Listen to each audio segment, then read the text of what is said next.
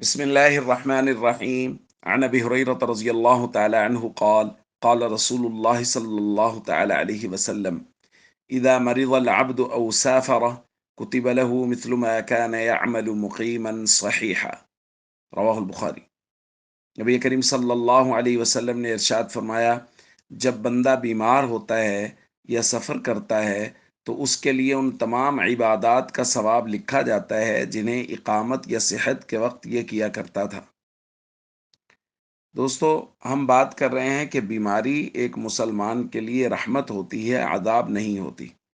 اور آپ اللہ کی رحمت اور مہربانی دیکھیے کہ نبی کریم صلی اللہ علیہ وسلم فرما رہے ہیں، جب جب کوئی آدمی مریض ہوتا ہے اور وہ ایسا شخص ہے جو صحت کی حالت میں بہت سارے نیک اعمال نفلی عبادات کرتا ہے، وہ تہجد پڑھتا ہے، اشراق چاش توابین پڑھتا ہے، وہ نفلی روزے رکھتا ہے، پیر جمعرات ایام 20 کے، وہ ذکر و تلاوت کرتا ہے، لیکن اب بیماری کی وجہ سے وہ نہیں کر پا رہا، تو اللہ رب العزت فرشتوں سے کہتے ہیں کہ میرا بندہ عذر کی وجہ سے نہیں کر پا رہا، تمہاری چھٹی نہیں ہے، تم لکھو کہ اس نے تہجد پڑھی ہے۔ حالانکہ بیماری کی وجہ سے وہ نہیں پڑھ پا رہا، وہ روزے نہیں رکھ پا رہا، وہ ذکر و تلاوت نہیں کر پا رہا، لیکن فرشتوں سے کہا جا رہا ہے لکھو کہ یہ اس نے سب کام کیے ہیں۔ یہی وجہ ہے کہ نبی کریم صلی اللہ علیہ وسلم نے ایک روایت میں فرمایا، ان العبد اذا كان على طریقت حسنت من العبادہ، جب بندہ کسی عبادت کے اچھے طریقے پر ہوتا ہے،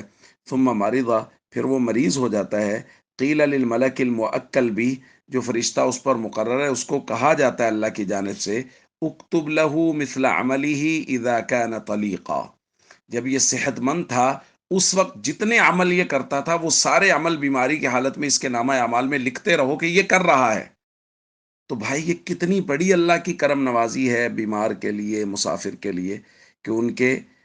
صحت کے دنوں کے اعمال ان کے نامہ اعمال میں مسلسل لکھے جا رہے ہیں۔ اس لیے ہم سب کو چاہیے اللہ سے عافیت مانگتے رہیں، لیکن اگر بیماری آئے تو اللہ کی رضا پہ راضی رہیں اور ہمیشہ صبر کا دامن تھامے رکھیں۔